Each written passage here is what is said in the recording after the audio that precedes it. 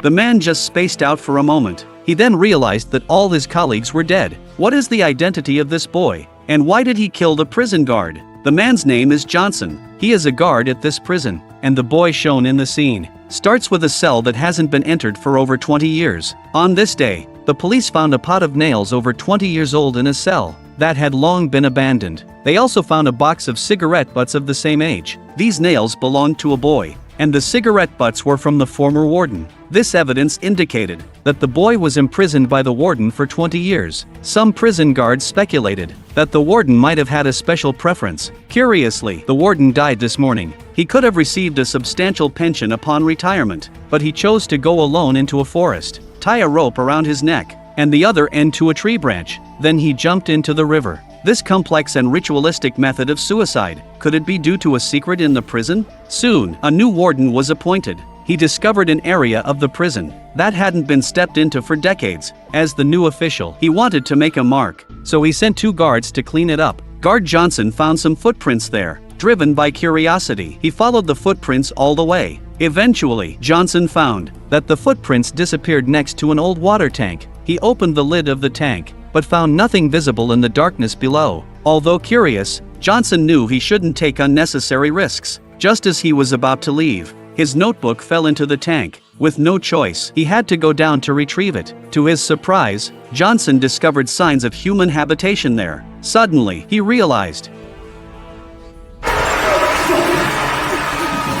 the boy discovered in this dark room initially led the prison authorities to believe he was attempting to escape. However, no matter how they searched the inmate records, they found no record of the boy. After counting the inmates, they realized the number of inmates had not decreased. So who exactly is this boy? And where did he come from? This boy was like a mute, and even when they checked the fingerprint database for his prints, there were no records at all. He appeared as if he had materialized out of thin air. At this point, the warden decided to personally handle this matter. His first question was to ask the boy's name. At this moment, the boy suddenly spoke up. He said his name was Henry Defer. However, the crowd around him felt that this was simply impossible, because Henry was well known throughout the state. He had gone missing as a child in sub-zero temperatures. In such a forest, a normal person would freeze to death within an hour, yet he survived there for 14 days before returning. What had he experienced during that time? No one knew. More importantly, Henry is now a lawyer. The warden certainly didn't want a lawyer involved in this matter. The boy's presence posed a significant public relations crisis for the prison.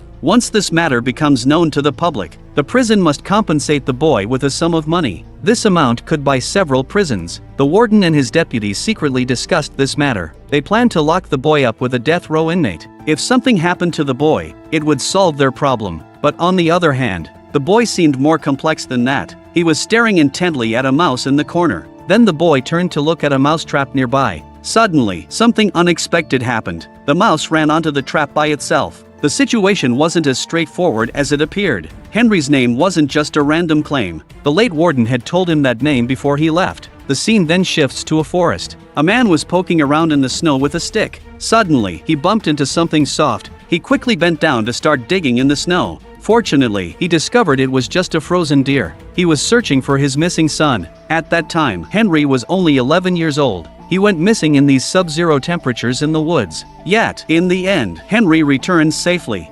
Unfortunately, his father passed away. Because of this incident, Henry became the target of everyone's hostility. Even after many years, the grown-up Henry returned to the local bar for a drink, and still faced harsh words from some people. Sometimes, it was laced with profanity. This was the position Henry held in the hearts of the townsfolk. Was he really a bad person? All they knew was that he worked as a death row lawyer in Texas. One of his clients received an unfair sentence. After the first execution, the case was overturned. Yet, he was executed a second time. When Henry learned of this, he went mad trying to intervene. But why did he return to this unwelcoming town? Because he recently received a phone call. A mysterious boy appeared in the local prison. The boy didn't say a word, except for mentioning Henry's name. A kind-hearted prison guard overheard a conversation between the warden and his deputy. After learning that they planned to have the boy killed, he secretly contacted Henry. Henry asked who had called him, but the guard hung up without saying anything. After a mental struggle, Henry still decided to return to his hometown and came to that prison. What he didn't expect was that the prison authorities were quite generous. They allowed Henry to look at the inmate roster. Of course, there was no record of the boy. Henry had anticipated this situation long ago. However, the warden accidentally revealed a flaw. He mentioned that the death penalty had long been abolished here, so there definitely wouldn't be any of Henry's clients. Yet throughout, Henry never mentioned his profession. This indicated that the warden had prepared in advance. As he was about to leave, Henry ran into guard Johnson. He could tell at a glance that Johnson was the one who called him, but to Henry's surprise, because of his arrival, the warden planned to take action against the boy early. On the other side, Henry returned to his mother's house. To his surprise, the retired sheriff was living there. It turned out that during this time, he had been living with his mother. Henry informed the sheriff about the situation in the prison. The next day, the warden was annoyed by Henry, so he went to the bar to drown his sorrows. Coincidentally, the retired sheriff was there as well. The sheriff told the warden that the previous warden had once told him. He finally understood what was wrong in Castle Rock. He had always thought of the devil as a metaphor, but never expected it to be a boy, so he locked the devil in a cell. As the sheriff left, he specifically warned the warden not to let the boy out. The boy had been sent to the maximum security cell. The gang leader in the cell was contemplating whether to treat him as a sister or a brother. Unexpectedly, the boy spoke first. He said, "You wouldn't want to touch me." The warden had touched his face before, and he mysteriously committed suicide, just as he was about to retire and enjoy his family life. The gang leader laughed after hearing the boy's words, but soon, he couldn't laugh anymore. You sure he's dead? He was just lying there. After the coroner's examination, it was found that the leader's organs were all rotting like those of a terminal cancer patient. They had completely decayed. Meanwhile, the warden felt agitated. The boy displayed a strange expression. Johnson was in the monitoring room, watching the boy. Suddenly, he noticed a fly in a nearby cup. As he reached out to swat the fly, Johnson failed to notice that the monitor was flickering. When he looked up again, he realized the boy had vanished. He quickly switched the camera feed to wanted to find the boy's whereabouts. To his shock, he saw the boy open the door and walk out. The boy stared at the camera, looking straight at Johnson. Johnson was terrified. He instinctively glanced behind him. When he turned back, the scene had completely changed. The guards were all lying on the ground, and there was blood everywhere. Johnson was stunned with fear. He quickly pressed the alarm button and drew his gun as he rushed outside. But Johnson found that the entire corridor was empty. Suddenly, he heard a noise behind him. Johnson turned around and was startled by a colleague. His first reaction was to pull the trigger. Fortunately, he didn't hit the other person. Could it all be an illusion? Johnson felt very confused. The next day, while delivering food to the boy, he tentatively asked the boy, "Did you sneak out last night?" The boy looked at Johnson and said nothing. Johnson felt his question was a bit odd. After awkwardly saying a few more words, he left the cell. As soon as he left, the boy's gaze changed. It seemed as if he wasn't the one being imprisoned here. It felt like someone else was the one in captivity. During the recreation time, Henry arrived at the prison. He immediately recognized the boy impersonating him. At this moment, the alarm suddenly went off. The guards prepared to take the boy back. Henry quickly took out his phone to take a picture. In this town called Castle Rock, malicious events frequently occur, such as traffic accidents and natural disasters. Many people come here to commit suicide. It is said that all of this is because there is a devil residing in this town. Later, God revealed his voice to a warden. Upon learning this, the warden personally captured the devil and imprisoned it in an iron cage. He thought this would bring peace to the town. Over 20 years passed, and the warden ended his life in a bizarre manner. The news of his imprisonment of the young man became known to everyone. As a lawyer, Henry was certainly interested in this. This is why he came here to investigate, because he had heard the words iron cage. For a long time, he had been having the same dream. In that dream, there was always an iron cage. When he was young, he had vanished in the woods for over 10 days. Although he was eventually found, his father died because of it. Everyone believed he had pushed his father off a cliff, causing his death. But Henry had lost all memories related to that incident. He only remembered being locked in a cage. To uncover the truth of his lost memories, Henry pretended to be a lawyer and went to the warden's house. He deceived the warden's blind wife. Henry sneaked into the study and rummaged through things. It was then that he discovered the old warden had collected numerous reports of bizarre events happening in Castle Rock. Even more strangely, there was a repeated prayer text. Although Henry couldn't understand why, he decided to check the basement.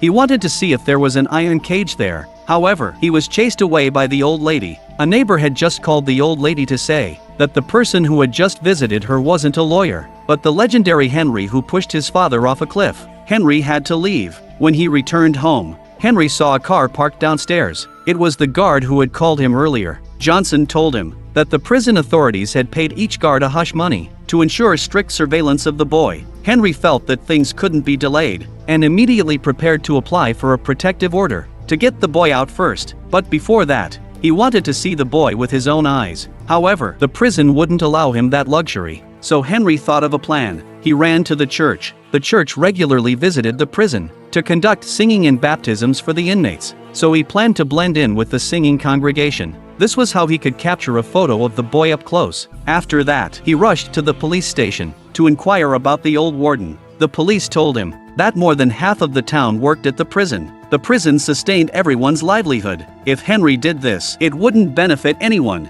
The implication was that they wouldn't help him. Henry had to leave the police station. Just when he felt helpless, Henry unexpectedly spotted his childhood neighbor Lise. The latter was misunderstood and arrested. Henry went to bail Lise out. She just realized that she had to be busy working at the TV station. Henry hurriedly took her to the TV station. He watched Lise at work and felt that something was wrong about her. During the live broadcast, she suddenly changed her tone and revealed to all the viewers the story of the old warden imprisoning the boy for 20 years. She even shared the details. The current warden saw that the matter was exposed and proactively sought out Henry. He expressed that the prison was willing to pay the highest standard for a settlement. Henry refused this offer because the maximum settlement was only $3 million. What he wanted now was compensation. Henry requested to meet the boy to ease his relationship with Henry. The warden had to agree. In the visitation room, Henry instructed the boy not to reveal his name. That way, no matter why he was imprisoned, he couldn't be convicted for anything. However, the boy said something perplexing to Henry. Has everything begun? It seemed he wanted to accomplish something with Henry. Henry was very confused. He thought the boy was referring to the compensation. At this moment, the boy said another thing that Henry's father used to say to him. In fact, there were more things that Henry found incomprehensible. And how did Lise know about this boy? In fact, when Lise was a child, she had a special ability. Lise could hear the thoughts of her neighbor Henry. She could even empathize with Henry. The two of them often communicated through the window using lights at night. Lise had filled a notebook with Henry's name. It was evident that the girl had liked him back then. One day, Henry came over to play at Lise's house. Lise said she knew Henry hated his father because he always forced Henry to do things.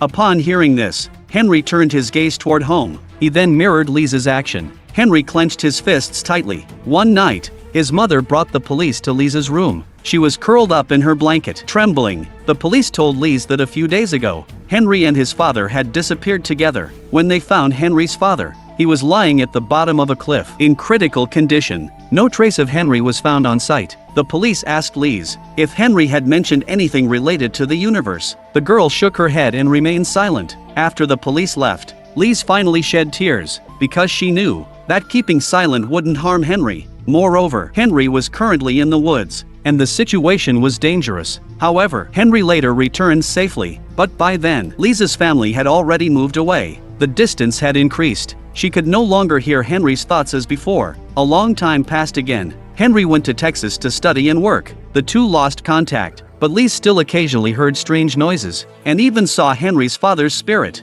This severely affected her normal life, to the point where people thought Lise was strange. She was overwhelmed by it. Lise could only buy some pills from a dealer to manage her mental state and emotions. Until the day Henry returned from afar, memories surged back to Lise like a tide. She even dared not greet Henry, but Henry approached her on his own. He wanted to entrust Lise, who worked part-time in real estate, to help him sell a house. But to Henry's surprise, Lise had already seen through his thoughts. She felt quite uneasy and interrupted Henry's words. Lise expressed her refusal. Henry thought he had done something wrong. He could only leave awkwardly, but fate had already intertwined the two together. Because of Henry, Lise was taking more medication than before. As a result, she ran out of pills early that day. However, she still had to go to the TV station to record a program soon. Not taking medication was simply not acceptable, so Lise sought out the drug dealer. Unexpectedly, the dealer had ulterior motives. Not only did he inflate the price several times, but he also wanted Lise to stay with him. Just at this moment, the police suddenly arrived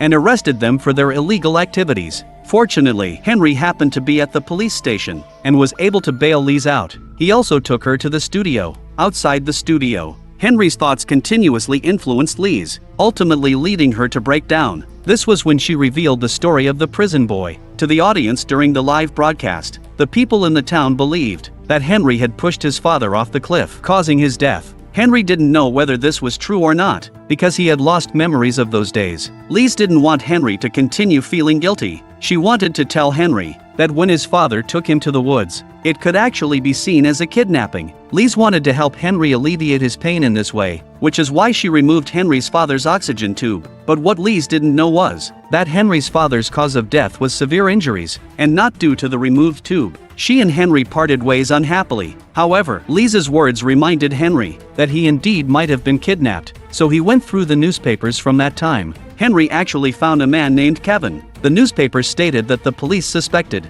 Kevin of kidnapping Henry to the woods. Kevin's house was only about a mile away from Henry's home back then. Henry returned home to ask his mother if she knew about Kevin. "My mother was already mentally abnormal." After hearing this, she became even more frantic. His mother began to inexplicably vent to Henry. It seemed she was hiding something. Henry didn't think much about it. He just wanted to find the answers himself, and he actually found a house hidden in the mountains. The cage behind the house caught Henry's attention. After checking, he found it was a dog cage. However, Henry was particularly sensitive to cages now, because he vaguely remembered that he had been locked in a cage when he went missing. After a while, the owner of the house returned home. He was a strange old man who had lived in seclusion for a long time. However, upon knowing who Henry was, the old man became instantly interested. He took Henry to the second floor of his home and pulled out an old cardboard box from under the bed. Inside were documents related to Henry's disappearance case. Henry found this very strange. The documents he had struggled to find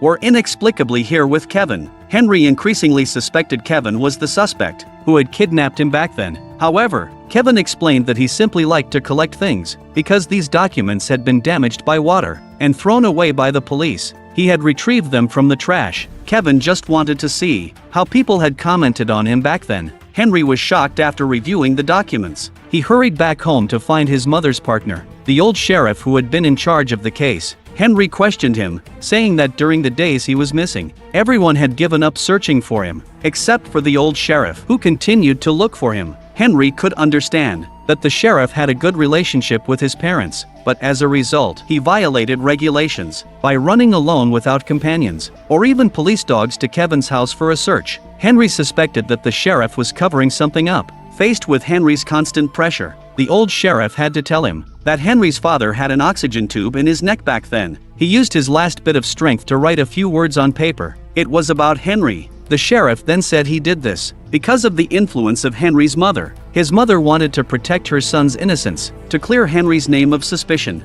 Henry found this statement hard to believe. The last shred of belief in his heart seemed to have vanished entirely. Henry just wanted to leave this place, so he called Johnson and said that he didn't want to pursue the lawsuit anymore. Henry was ready to accept the prison settlement agreement to quickly put an end to this matter and leave Castle Rock. What Henry didn't expect was that this phone call would destroy Johnson and the prison. Johnson had long been fed up with life in the prison. Every time he changed shifts, he forced a smile. His colleagues were extremely cruel. Beating inmates was a common occurrence. Even worse, they would take advantage of the inmates while they slept and blind them with lice powder. What was even more outrageous was that the warden had imprisoned a boy for over 20 years. The boy had struggled to survive in a dark room until he was discovered after the warden committed suicide. Not long ago, Johnson heard that the new warden was planning to solve this problem by dumping the boy at the border and leaving him to fend for himself. Johnson couldn't bear it anymore and told Henry that he wanted to take the prison's surveillance footage to the reporters. But this idea was stopped by Henry. Henry felt that things hadn't reached that point yet.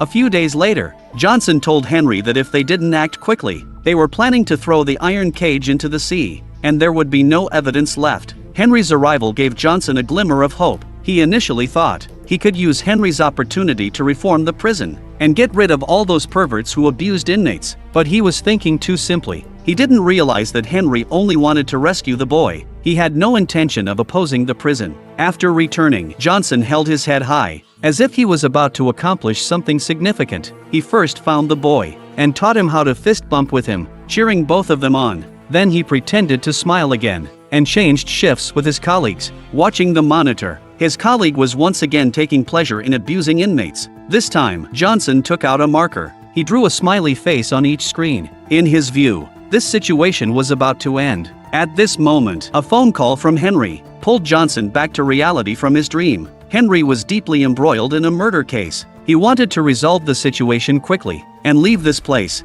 Johnson remained silent upon hearing the news. He took out the marker again and drew an X on all the screens. Then he took out a handgun and pulled the trigger at his colleague. The colleague died before realizing what had happened. Johnson continued his rampage. More and more colleagues fell under his gunfire. Next, he went to another room. The inmates were terrified and ran away from him. His colleagues thought he was crazy when they saw him like this, and they all ran away. At this moment, Henry also arrived at the prison. He was ready to take the boy away. Hearing the gunshots, Henry prepared to open the door to check the situation. The staff here were about to push him out when Johnson shot one of them dead on the spot. Henry looked at this scene in shock. Suddenly, a loud bang was heard. It turned out to be a flashbang. Then Johnson was shot dead by the arriving colleagues. The corpse lay on the chair with its eyes open. The scene was extremely eerie. But was all this a result of Johnson's psychological breakdown? Or was there some other reason? At this point, the prison had suffered a devastating blow. Henry also developed tinnitus due to this incident. After bringing the boy back, he could only settle him in his own home for now. After the boy regained his freedom, he often wandered around town. He didn't know what he was doing. One day, the old sheriff saw on the monitor the boy wandering around near his partner's home, so he immediately rushed back and found the boy in the woods. The old man immediately began to accuse him. The boy was very confused. He didn't recognize the old man in front of him at all. The latter stated that he was the police officer who found the boy in the trunk over 20 years ago. The old sheriff remarked that 20 years had passed, and he had become an old man, but the boy was still the same as before. From this, it seemed the old warden wasn't wrong to imprison him, because he was the very embodiment of a demon. Seeing the boy silent, staring at him intently, the old sheriff drew his gun and aimed it at the boy's head. Only then did the boy speak up, but it was unclear what the two discussed. The boy reached a consensus with the old sheriff on certain matters. Then the old sheriff left. After some time, the boy was brought by Henry to a mental hospital. Not long after they arrived there, a dead crow fell from the sky. Henry looked up at the sky, feeling at a loss. He just thought sending the boy here was a good choice, because he had no idea where the boy had come from. Keeping him at home was unsafe for his mother. The boy often rummaged through boxes in the warehouse. That day, Henry found a video. When he was a child, he often went to the forest with his father. Every time, his father would ask him if he had heard the voice of God, because for a long time, his father had been a fervent believer. It was due to his reverence for faith that he might have developed psychological issues. But that day, the boy asked Henry the same question. Recently, a series of strange events had occurred. Henry immediately realized that the answer might be hidden in the forest. At the same time, he recalled that Lise had once told him she could hear her own inner thoughts. So on the night he went missing, did Lise hear anything? Henry then sought out Lise to ask if she knew what his father had done after taking him to the woods. Lise replied that Henry was very scared at that time. Henry suspected that Lise might have been at the scene. Lise initially denied it, but then she said that even though she wasn't there, it felt as if she were at the scene. Henry felt confused. Then Lisa's words shocked him. She stated that she helped Henry kill his father, and said it felt like a dream. She could no longer distinguish whether it was her or Henry, but Henry thought his father died from his injuries. Lise replied that his father actually died because of her. It was Henry who, through his own body, killed his father. After hearing this, Henry thought Lise was insane. He couldn't believe he would do such a thing. To uncover the truth, he went to the forest according to the old video. Henry forgot to charge the camera in advance. Before long, the camera ran out of battery and shut down. Henry got lost in the woods. Fortunately, by nightfall, he encountered two men who were making a fire. Henry recognized them at a glance, that he had met these two people before, and that they had been on the side of his father's funeral before. Sure enough, one of the men, the black man, said he knew Henry's father. The man was mute. He could only communicate with sign language. Then he relied on the long-haired man next to him to translate. He told Henry that he used to chat with Henry's father when they were young, because it was quiet here. They could hear what they called the voice of God, but the black man felt that describing it as the voice of God wasn't accurate enough. In fact, it should be called with sound, which is a type of nanoscale airflow that creates sensations in the cochlea. Henry felt that his sanity was slipping as well. He could no longer communicate with others. He turned to leave. At this moment, the black man called out to him. Then he mentioned that this sound could only be heard by those who had tinnitus. In fact, they seemed to have tinnitus, but actually possessed the gift of hearing the sound. Coincidentally, Henry had just developed tinnitus from the gunfire recently. The black man then stated that Henry's father had designed a filter that allowed those without tinnitus to hear the sound as well. Unfortunately, he passed away before completing the invention. But now, he had completed the invention. The black man then invited Henry to follow him. They arrived at a trailer. The room was filled with materials that resembled soundproofing foam. The black man said that inside, one could hear the sound. Henry wasn't very convinced by the black man. However, the latter's next words moved Henry. The black man said he once observed at the cemetery and found Henry searching for his true self, looking for the reason why he had returned. This was exactly the purpose of Henry's return home. Upon hearing this, Henry let his guard down and walked into the room. The black man then locked the door. Immediately after, a sound he had never heard before rushed into Henry's ears. He clutched his head in pain. He had no idea how much time had passed. Lee sensed that he was suffering. She hurriedly drove to find him. Thus, relying on her instincts, she found the trailer in the woods. Lee's rescued Henry from inside, but they didn't notice that the black man had been killed at some point. However, the testimony of the long-haired man made Henry the prime suspect. Wherever the boy went, trouble followed. Not long after he arrived at the mental hospital, a severe fire broke out in the hospital. The boy also became a suspect in the crime. He was taken by the police to a cell. Here, he and Henry were locked up together. Henry felt this was a perfect opportunity to resolve his inner doubts. On one side were the intimidating prison bullies, and on the other was the silent boy. The iron bars served as a shield for them to avoid being beaten. But at this moment, it was the prison bullies who should feel fortunate, not Henry and the boy. Can you believe it? The prison bullies certainly didn't believe it. They shouted and cursed at the boy. Their words were filled with insults. The boy simply stared at them quietly. He said nothing and did nothing. Then, on the side of the prison bullies, it turned into a living hell. They fought each other as if possessed, attacking their own. Things quickly escalated into a bloody incident. Henry was shocked as he watched the scene unfold. He then turned to look at the boy. Henry was both shocked and scared. The prison guards opened the cell door to try to regain control, but they went crazy and snatched the prison guard's gun, pulling the trigger indiscriminately at others. Soon, the police station was flooded with blood. Whether they were inmates or police officers, they all perished. Only Henry and the boy remained alive. The boy picked up a handgun and pointed it at Henry's head. He forced him to return to the earlier forest, and told Henry that he wouldn't harm him. He had been waiting for this moment for over 20 years. Once they got there, Henry would naturally understand everything. Just then, a loud noise echoed from the sky. Henry looked up. A flock of blackbirds was circling in the sky. In an instant, memories flooded Henry's mind. He recalled that his family had once camped here, but his father acted strangely.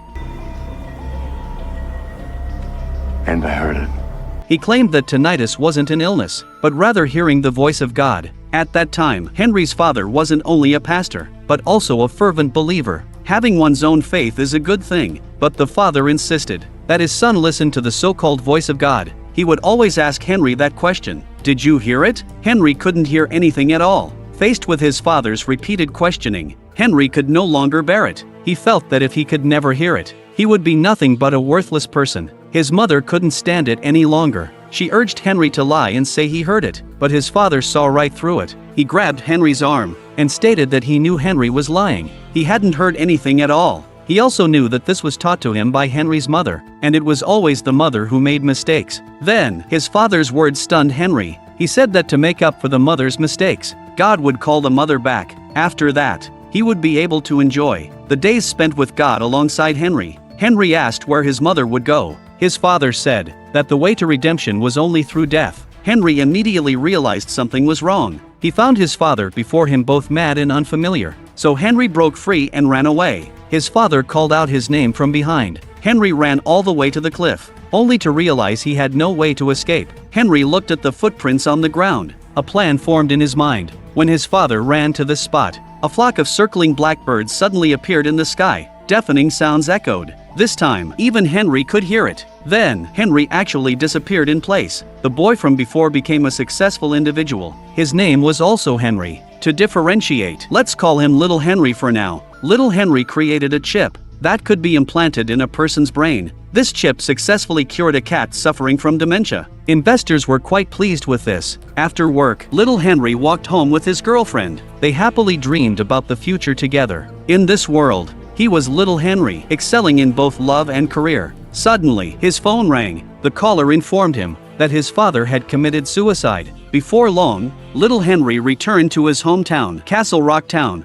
He found Lise, his childhood neighbor. They found a place to eat and catch up. Little Henry told her that his mother had divorced his father many years ago, although she now suffered from dementia. But now, his mother was living in another place with Sheriff Allen, and was doing quite well. Henry also told Lise about the chip he invented, stating that it could cure his mother's dementia. Lise mentioned that she had become a councilwoman, so she could contribute to Castle Rock Town in some way. After dinner, in front of Lisa's house, Henry asked her, "Do you know why my father committed suicide?" Lise replied that she didn't know. Henry then returned home, and was on the phone with his girlfriend. Suddenly, the power in the house went out. He went to the basement to reset the circuit breaker. When he turned around, he was startled. A black boy was locked in an iron cage. Soon after, the police arrived. Officer Johnson asked Henry, "I never knew your father was such a person." Upon hearing this, Henry thought that even he didn't know his father was like that, let alone you guys. Just then, the rescued boy looked towards the distant forest with a thoughtful expression.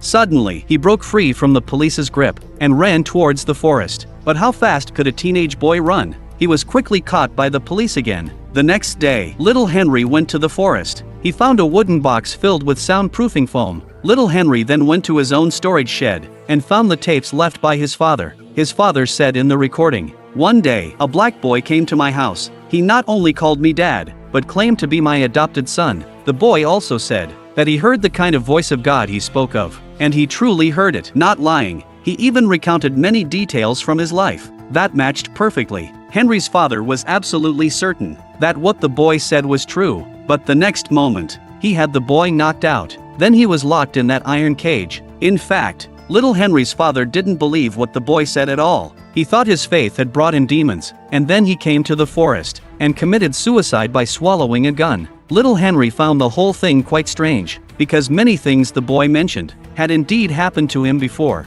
He shared these details with Lise. Lise used her position to track down the boy's location. The two hurriedly drove to find him. A severe fire was occurring there. The police suspected that the newly arrived black boy had started the fire. Little Henry and Lise expressed their desire to speak with the boy. Little Henry was a neuroscientist and might be able to provide guidance to the boy, so he agreed to their request. They asked the boy what his name was. To their surprise, the boy said his name was also Henry. During their conversation, Lise accidentally touched the boy's hand. In this instant, information from another world seemed to flood into Lise's mind. Then Lise suggested that she wanted to take the boy home to stay for a while. The police saw someone solving their problem and sent Johnson to escort them back. As they passed by the forest, Lise suddenly suggested that they take the boy back to the forest. Then they sped up unexpectedly. Johnson was somewhat perplexed by this. He could only quicken his pace to follow them. The woods that young Henry ran into seemed to be a junction between two worlds. He also saw images from another world. Lise placed her hand on young Henry's shoulder, and that image appeared before her eyes as well. Just then, with a loud bang from the sky, a large flock of blackbirds flew overhead. Young Henry saw this situation and ran wildly towards the direction where the blackbird flew. It was supposed to be nighttime, but the sky was bright as if it were daytime. Lise looked up and saw a ball of yellow light in the sky. Officer Johnson, wanting to stop them, fired a warning shot into the sky. The bullet, intended to fly into the sky, struck Lise in the waist instead. Little Henry rushed over to hold Lise. At this moment, the space suddenly twisted. Everyone except the two Henrys mysteriously vanished. Several strangers suddenly appeared there. Everything was calm and peaceful. Little Henry arrived in another world. Beside him was a scene of icy wilderness. Meanwhile, young Henry was found by the police and taken back. Little Henry, wherever he went, seemed to bring disaster, so the warden treated him as a demon. He was imprisoned in the jail for over 20 years. The reason why Little Henry came to this spacetime as an adult was because the timeline of this parallel spacetime was earlier. He believed that the cause of all this wasn't human, but rather because of Castle Rock Town. there was a crossover point for parallel worlds in the town. In fact, there were no demons at all. If one were to label anyone as a demon, then everyone could potentially be a demon. Since the town connected to parallel worlds, this allowed each version of oneself in different worlds to have a way of communicating. Perhaps it was through a form of resonant sound that they connected. The same person in different worlds might be living different lives and possessing different talents. These talents could be magnified by the distortion of time and space, some becoming superpowers, while others fell into madness and became disabled. This illustrates the thin line between genius and madness. In this world, Lise is a gossipy woman. So in another, she gained the ability to hear others' thoughts. Johnson is a police officer in this world, and he ruthlessly kills all the evil prison guards. Little Henry is a neuroscientist in this world, which is why he possesses the ability to control others' thoughts. The Black Henry is a very mysterious figure, because at the end, he snatched Little Henry's gun and turned it against him. Little Henry was then locked in a cage, and it was Black Henry who imprisoned him. But why did this happen? It could be that Little Henry couldn't return to his own world, and Black Henry took this drastic measure to prevent him from causing disasters. Or perhaps it's because this was merely an event occurring in another parallel world. Thus, the story of Castle Rock Season 1 comes to an end here. Castle Rock Season 1 premiered in 2018. The series weaves together stories from several of Stephen King's novels into a single location for expanded narrative. The eerie and bizarre atmosphere created at the start of the film can be said to be perfect. However, the script and plot seem slightly complex, making it difficult for many fans to grasp the story. Although the overall logic is fairly reasonable, relying solely on atmosphere to become a classic is clearly insufficient. This once popular suspenseful thriller series has a plot that feels a bit chaotic. The gimmick of parallel universes also seems somewhat misleading. The ending of the story is somewhat ambiguous. Why didn't they send Little Henry back to his original space? Overall, Castle Rock Season 1 meets the standards in various aspects. It can be regarded as a suspenseful thriller worth watching.